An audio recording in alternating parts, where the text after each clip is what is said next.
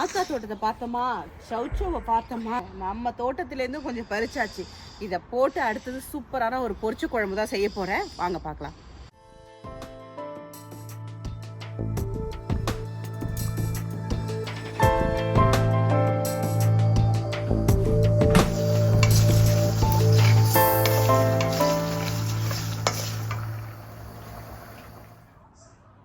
பாட்டி இருக்காங்க. இது எங்கன்னா சும்மா ஒரு தெருவில் நடந்து போகும்போது ரேண்டமாக ஒரு வீட்டோட கொள்ளை இது. இங்கே பாருங்களேன், அந்த பாட்டி வீட்டில் நல்லா அவ்வளோ வகை வகையான காய்கறி பாட்டி விதைச்சிருப்பாங்க. இவங்கள பார்த்தாவே எனக்கு எங்கள் ஊர், இவங்கள நான் என்ன பேர் சொல்லுவேன்னு பார்த்தீங்கன்னா பர்மாத்தான் சொல்லுவேன். ஏன்னா எங்கள் ஊரில் ஒரு பாட்டி இருந்தாங்க. அந்த பாட்டி பர்மா ஆத்தா இருந்தாங்க. அந்த ஆத்தா எப்போவுமே ஒரு கைலி மாதிரி கட்டியிருப்பாங்க. அப்போ எல்லாருமே சொல்லுவாங்க அவங்க பர்மாலேருந்து வந்திருப்பாங்க போல இருக்கு. அப்போ பர்மாத்தான்னு கூப்பிடுவாங்க. இவங்கள பார்த்தா எனக்கு அப்படியே அவங்க மாதிரியே இருக்கும். எவ்வளோ காய்கறி போட்டு வச்சுருப்பாங்க தெரியுங்களா? இங்கே பாருங்கள், இது ஒரு வகையான பீன்ஸு, தக்காளி, சௌச்சவு எல்லாம் போட்டு வச்சுருக்காங்க. அதுதான் இவங்களை பார்த்தோன்னே எனக்கு அந்த பழைய ஞாபகம் தான் வந்துடும். நான் சௌச்சவ் செடி வந்து நான் இவங்க வீட்டில் தான் நான் க்ரோ பண்ணி முதன்னு நான் பார்த்தேன். நான் ஊரில் நான் பார்த்தது கிடையாது. ஒரே காம்பில் 2-3 காய் காய்க்குது. ஆச்சரியமாக தான் இருந்துச்சு எனக்கு. அதே மாதிரி இந்த பீன்ஸும் ஒரு புதுவிதமான பீன்ஸ் மாதிரி தான் இருக்குது. அதே மாதிரி இன்னொரு செடி வச்சுருக்காங்க. அதோட இலைகள் பார்த்தா பாவக்காய் மாதிரி இருக்குது. ஆனால் அது பாவக்காவா என்னன்னு எனக்கு சொல்ல தெரியல. ஆனால் பங்களாதேஷி வீட்லேயும் ஒரு வீட்டில் பார்த்துருக்கேன் நான். அவங்க தான் முதன்னு மஷ்ரூம் எல்லாம் சாப்பிட்டு நான் பார்த்துருக்கேன். அது ஏன்னா எங்கள் ஊரில் பக்கம் மஷ்ரூம் சாப்பிட்டு பார்த்ததே இல்லை. அந்த ஆத்தா என்ன பண்ணுவாங்கன்னா வக்கலில் வந்து மஷ்ரூம் பறித்து சாப்பிடுவாங்க. அதுவே எங்களுக்கு ரொம்ப ஆச்சரியமாக இருக்கும். ஏன்னா சில மஷ்ரூம் சாப்பிட்டோம்னா இதாகிடுவாங்கல்ல. அப்போ எங்களுக்கு ரொம்ப ஆச்சரியமாக இருக்கும் அந்த பாட்டியோட பண்ணுற விஷயம்லாம். அப்புறம் தான் தெரிஞ்சிச்சு அவங்க ஏதோ மியான்மர் அந்த பர்மாலேருந்து வந்தவங்க, அதனால் ஒரு வித்தியாசமாக இருப்பாங்க. ஆனால் நான் நினைக்கிறேன் இவங்க வந்து நேபாளி. இவங்ககிட்டேருந்து தான் இந்த வாட்டி சௌச்சவ் விதை போன வருஷம் எடுத்து வைக்க மறந்துட்டேன். காரை ஓட்டிகிட்டு போனேன் பாருங்க. அங்கே ஒரு அவங்க வீட்டுக்கு தோட்டத்துக்கு முன்னாடியே காரை நிறுத்திட்டு கேட்டேன், ப்ளீஸ் எனக்கு ஒரு 2 உங்கள் பிளான்ட் கொடுங்களேன்னு. உடனே எனக்கு கொடுத்துட்டாங்க. ஆத்தாவோட தோட்டத்தை தாண்டி தான் நம்ம போக போகிறோம். பார்ப்போம் இன்னும் ஆத்தா காயை பறிச்சுட்டாங்களா, இது வச்சுருக்காங்களான்னு. ஆத்தா காய் எல்லாத்தையும் பறிச்சுட்டாங்க. பீன்ஸ் செடி எல்லாத்தையுமே ரிமூவ் பண்ணியிருக்காங்க. நான் சொன்னேன் இல்லையா, இந்த செடி தான் அது. பாவக்காய் செடி மாதிரியே இருக்கும். ஆனால் அது என்னன்னு எனக்கு தெரியலை. ஒருவேளை பாவக்காய் கூட இருக்கலாம். சௌச்சவ் மட்டும் அங்கங்கே ஒவ்வொன்று காய்ச்சிருக்குது. மற்ற எல்லா செடியும் கிளியர் அவுட் பண்ணி வச்சுருக்காங்க. அதே மாதிரி பார்த்திங்கன்னா தக்காளி, நிறைய கொத்தாக தக்காளி. அப்புறம் இன்னொன்று என்னென்னா அந்த சேப்பக்கிழங்கு சொல்லுவாங்கள்ல, அது போட்டிருக்காங்க. அதுவும் அவங்க வீட்டில் பார்த்து தான் தெரியுது சேப்பங்கிழங்கு கூட இங்கே நல்லா க்ரோ பண்ணலான்னு சொல்லிட்டு. நெக்ஸ்ட் டைம் தான் அவங்கக்கிட்டே தான் கதவை தட்டி எல்லா விதையும் கேட்கணும். இங்கே பாருங்கள், தெரியுதா? பீன்ஸ் கம்ப்ளீட்டாக எடுத்துட்டாங்க. அந்த தெரியுது பாருங்கள், கோவக்காய் செடியாக இருக்குமோ தெரியல. அது ஒரு வித்தியாசமான இலை அமைப்பில் இருக்குது. அடுத்தது பார்த்தீங்கன்னா ஆத்தா வீட்டு தோட்டத்தில் இந்த பூ வரும், செவந்தி பூ. அதை நான் உங்களுக்கு காட்டுறேன் அப்புறமா. என்னடா காய்க்குன்னு பார்த்தா 1 வாரமாக என்ன பண்ணிட்டேன்னா மறந்து போய் தண்ணி ஊற்ற மறந்துட்டேன். செம்ம வெயில். அதாவது செப்டம்பருக்கு ஒரு 1 வீக்குக்கு சூப்பர் வெயில் கிடச்சிச்சு. அதை போய் கம்ப்ளீட்டாக மிஸ் பண்ணி இந்த பிளான்ஸ் எல்லாம் கருகிற அளவுக்கு அவ்வளோ அலட்சி வேணேன். ஏன்னா ஸ்கூல் திறந்துருச்சு, வேலைக்கு போயிட்டேன். நான் வேலைக்கு போனதுனால பயங்கர பிஸி. வேலைக்கு வர்றது, வீட்டுக்கு வர்றது, க்ளீன் பண்ணுறது, சமைக்கிறது, அதுக்கு திருப்பி வேலைக்கு போகணும். திரும்ப வேலைக்கு போகிறது, பிள்ளைங்களை கூப்பிட்டு வந்து அவங்களுக்கே சரியாக இருந்துச்சு. இங்கே வந்து பாருங்கள், நம்ம சௌச்சவ் நிறைய காய் கொடுக்குன்னு பார்த்தா கிட்டக்கு வந்து பாருங்கள், சின்ன ஓண்டு காய். பாவம், இதுங்களுக்கெல்லாம் தண்ணி ஊற்றிருந்தா தானே நல்லா பெருசாக இருந்திருக்கும். இப்போ என்ன செய்ய போகுதுன்னு தெரியலை. ஏன்னா இப்போ தான் அக்டோபர் வரப்போதே, கூடிய சீக்கிரம். அக்டோபர் வந்துச்சுன்னா ஒன்றுமே இருக்காது. சரி, இந்த வருஷமாச்சும் நிறைய சௌச்சவ் பறிக்கலான்னு பார்த்தேன், அது முடியல.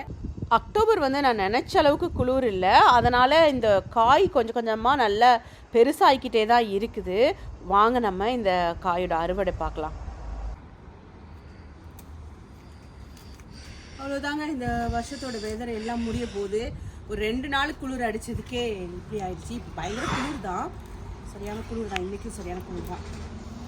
உடனே கேட்காதீங்க எப்படிக்கா நீங்கள் வந்து சல்வாரோடு இருக்கீங்கன்னு சொல்லிட்டு. உடனே குளிச்சுட்டு உடனே வந்தோன்னு வச்சுக்கோங்களேன், நமக்கு குளிர் தெரியாது, கொஞ்ச நேரத்துக்கு தெரியாது, அதுக்கப்புறம் பயங்கரமாக குளிர ஆரம்பிச்சிடும். இவர் கத்திரிக்காய் என்னமோ இது மாதிரி சிறுத்து போன மாதிரி ஆயிடுச்சு.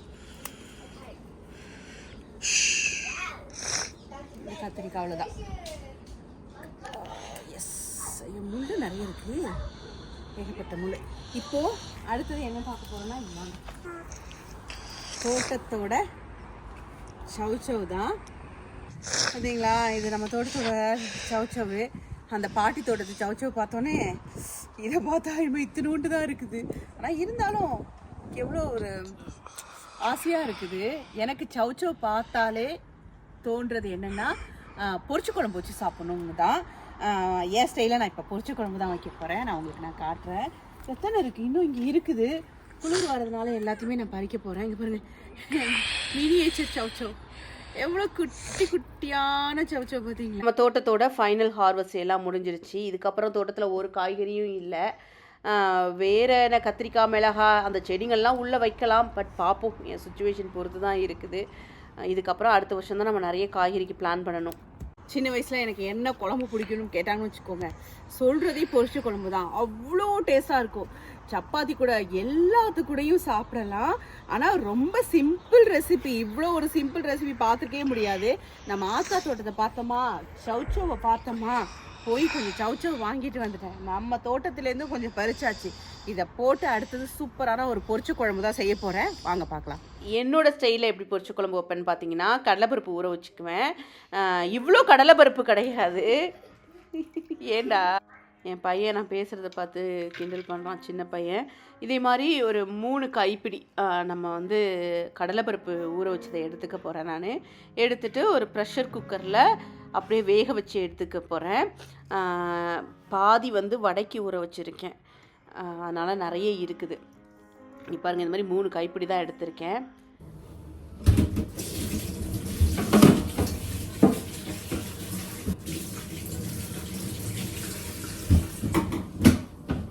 நிறைய பேர் சௌச்சவ் வந்து சமைக்கும்போது தோலை சீவிடுவாங்க.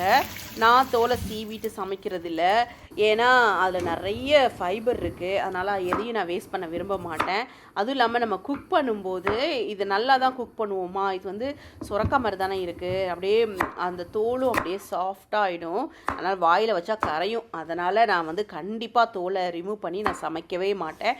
இது மட்டும் கிடையாது, கேரட்டாக இருக்கட்டும், பரங்கிக்காவாக இருக்கட்டும், ஈவன் சுரக்கா கூட நான் தோலோடையே போட்டுடுறது நான். அப்புறம் என்னங்க, நம்ம நல்லா கட் பண்ணி வச்சுருக்கிறத நம்ம வேக வச்சுருக்கிற கடலைப்பருப்பு வேக வச்சுருக்கோம்ல, அதில் நல்லா சேர்த்துக்கிட்டு இதுக்கப்புறம் தான் நான் வந்து தூளுங்களையும் ஆட் பண்ண போகிறேன். இதில் என்னென்ன ஆட் பண்ணுவேன்னு பார்த்தீங்கன்னா, மஞ்சத்தூள் ஆட் பண்ணிடுவேன். அப்புறம் நம்மளோட குழம்புத்தூள் வந்து 2 ஸ்பூன் போட்டுக்கிறேன். ஏன்னா எங்கள் வீட்டில் ரொம்ப காரம் சாப்பிட மாட்டாங்க, அதனால் அவங்கவுங்க தேவைக்கு ஏற்ற மாதிரி நம்ம சேர்த்துக்கலாம். இதில் மிளகா மல்லி எல்லாம் சேர்த்து அரைச்சிருப்பாங்க. அதுக்கப்புறம் பார்த்திங்கன்னா, இது தனியான ஒரு தனியாத்தூள், கொத்தமல்லி தூள், அது நான் வாங்கி வச்சுருக்கேன். ஏன்னா சில சமயம் காரமாக போயிடுது, அதனால் இதை ஒரு ஸ்பூன் போட்டுக்கிறது. ஆனால் வாசனை சூப்பராக இருக்கும். இதில் எதுவுமே கலந்து அரைச்சிருக்க மாட்டாங்க, 100% தனியாத்தூள் இது. அதனால் இது திக்னஸ்க்கும் நமக்கு ஹெல்ப் பண்ணுது, வாசனையாகவும் இருக்குது. அதுக்கப்புறம் தேவையான அளவு தண்ணி சேர்த்துட்டு நல்லா வேக விட வேண்டியது தான். இது கூட நம்ம தோட்டத்தில் மிளகா காய்ச்சிருந்துச்சு, அது பறிச்சிருந்தேன் இல்லையா, குளிர்னால அப்படியே மிளகா ஒரு மாதிரி சிறுத்து போய் கருப்பாக போயிருக்குது. அதுக்கப்புறம் பார்த்திங்கன்னா, இது என்ன பண்ணுறேன்னா, இன்றைக்கி சரஸ்வதி பூஜைக்கு சாமி கும்பிடணும், அதனால் புளி சாதம் ரெடி பண்ணுற போகிறேன். அதுக்காக மசாலா வறுத்துக்கிட்டு இருக்கேன்.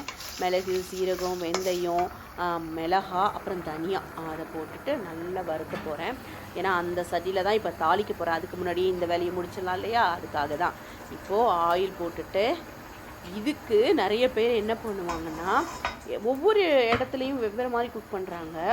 நான் ரொம்ப சிம்பிளாக தான் குக் பண்ணுவேன். எனக்கு வந்து ரொம்ப மசாலா வாசம் இருக்கணும்னு அவசியம் இல்லை. அதனால் சும்மா கடுகு போட்டு நல்லா தாளிச்சிட்டு 2 கிராம்பு, பட்டை, சோம்பு, அவ்வளோதான். வேறு எந்த மசாலாவும் நான் போட போகிறது கிடையாது. அதேமாதிரி கரம் மசாலா சேர்க்க போகிறது கிடையாது. ஜிஞ்சர் கார்லிக் பேஸ்ட்டும் சேர்க்க போகிறது கிடையாது. ஏன்னா எனக்கு என்னென்னா, எல்லாத்துக்கும் ஜிஞ்சர் கார்லிக் போட்டோம்னா ஒரே கோழி குழம்பு வாசனை தான் வரும். ஒரே அந்த ஒரு மாதிரி என்ன சொல்கிறது, இந்த நான் வெஜிடேரியன் வாசமும் குருமா வாசம் தான் வரும். நான் ஒரு சில நாளில் நான் என்ன பண்ணுறேன்னா வெறும் சோம்பு மட்டும் தாளிக்கும் போது அது ஒரு விதமான ஒரு வாசனை கொடுக்குது. அதனால் நான் இப்படி ஃபாலோ பண்ணுறது.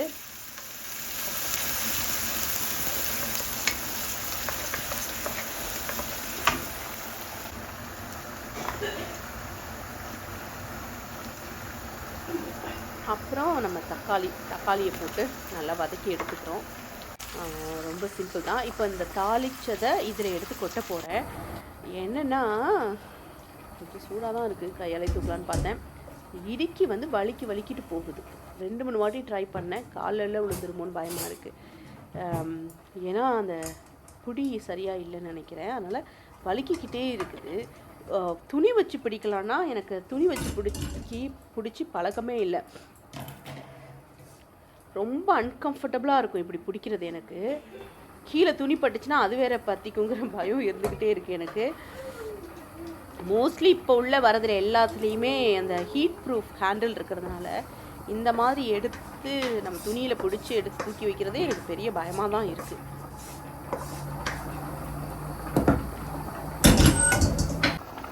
பொரிச்ச குழம்புக்கு ரொம்ப முக்கியமான ஒரு விஷயம் இதுதான். தேங்காய், சோம்பு, சீரகம் வச்சு அரைச்சி போடணும். இதில் 2 பச்சை மிளகாய் இருந்தால் கூட போட்டுக்கலாம், இல்லைன்னா ரொம்ப காரமாயிடும் எங்கள் வீட்டுக்கு. அப்படி பச்சை மிளகாயும் போட்டு அரைச்சி பாருங்கள், அதில் 2 சின்ன வெங்காயமும் போட்டு அரைச்சி போட்டால் சூப்பராக இருக்கும். இன்றைக்கி வேலை இருந்துச்சுங்க, அதனால் வந்து என்னால் வேலை முடித்து வந்து ஒவ்வொன்றா செய்கிறதுக்குள்ளேயே இப்போ மணி ரொம்ப நைட் ஆகுது. இனிமேல் எத்தனை மணிக்கு நான் சமைச்சு சாமி கும்பிட போகிறதே தெரியல. கலவை சாதமாக தான் பண்ணலாம் அப்படின்னு சொல்லி, அது ஈஸியாக இருக்கும்னு சொல்லிட்டு கலவை சாதம் தான் பண்ணிக்கிட்டு இருக்கேன். அடுத்தது இப்போ என்னென்னா எலுமிச்சம்பழம் சாதம் பண்ண போகிறேன் நான். எலுமிச்சம்பழம் சாதம் தான் எனக்கு ரொம்ப, இந்த எலுமிச்சம்பழம் சாதமும் நம்ம பொரிச்ச குழம்பு காம்பினேஷனும் சூப்பராக இருக்கும். அது ஒரு வித்தியாசமான காம்பினேஷன், பட் சூப்பராக இருக்கும். வழக்கம் போல் எண்ணெய் போட்டுட்டு இந்த சார்லையே பெருங்காயத்தூள், மஞ்சத்தூள், உப்பு எல்லாம் கலந்துட்டேன். அதனால் ஜஸ்ட்டு தாளித்து கொட்டி அப்படியே அடுப்பு ஆஃப் பண்ணிவிட்டு சாதத்தை கிளற வேண்டியது தான். என்ன கடுகு போடுவேன், அதோட ஜிஞ்சர் போடுவேன், அப்புறம் சிகப்பு மிளகாய், அவ்வளோதான்.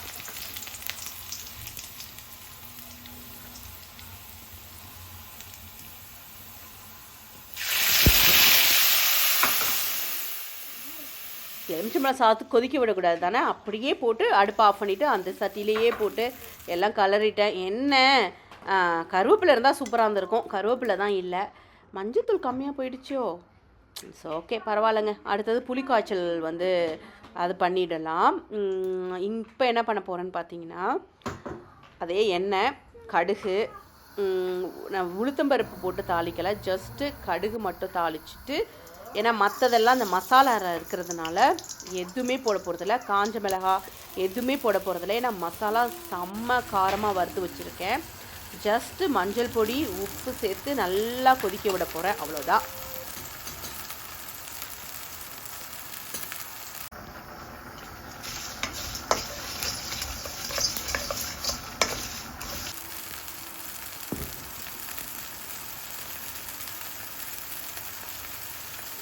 இப்போ நல்லா கொதித்த பிறகு பெருங்காயத்தூள் போட்டு நல்லா கொதித்த பிறகு அரைச்சி வச்ச மசாலாவையும் அதில் போட்டுட்டு அப்புறம் நடக்கல்ல வழக்கம் போல் சேர்த்துட்டேன்.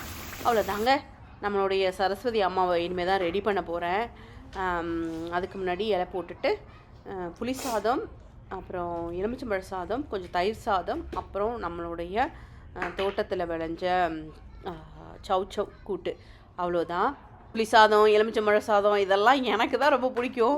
இந்த பசங்க சாப்பிடவே மாட்டேங்கிறாங்க, அதனால் இதுக்கெல்லாம் ஒரு புது பேர் வச்சுருக்கேன். அப்படி சொன்னால் எல்லாம் சாப்பிட்ருவாங்க. ஒன்று வந்து பீனட் ரைஸு, இன்னொன்று பார்த்தீங்கன்னா ஏலோ ரைஸ் அப்படின்னு சொல்லிட்டோன்னு வச்சுக்கோங்களேன், எல்லாம் சாப்பிட்டுக்குவாங்க. இதோட ஒரிஜினல் பேரை சொன்னால் தான் இப்போ ப்ராப்ளமாக இருக்குது.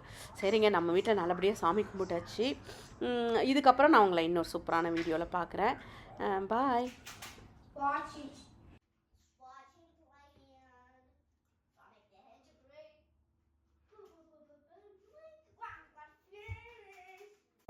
Mm.